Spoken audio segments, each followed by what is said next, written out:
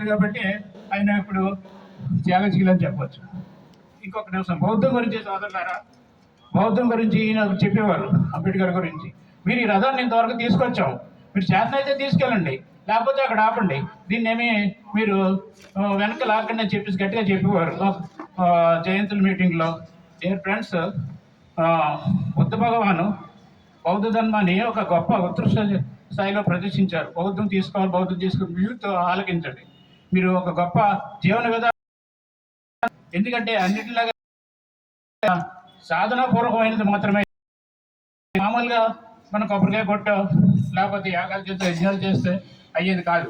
ఒక సాధనాపూర్వకమైన ధర్మం గురించి మనం ఆ ధర్మం ఎలాగో ఎప్పటికప్పుడు ఇది ఉంటుంది,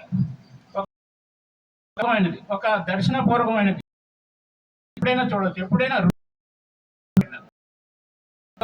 ఇది రుజువైనది నమ్మంటాడంటే మనకి ఎప్పటికప్పుడు అది నిజంగా ఉంటే, ఆ సంఘంలో రుజువై ఉంటే అది సత్యము, అది బోధించేవారు.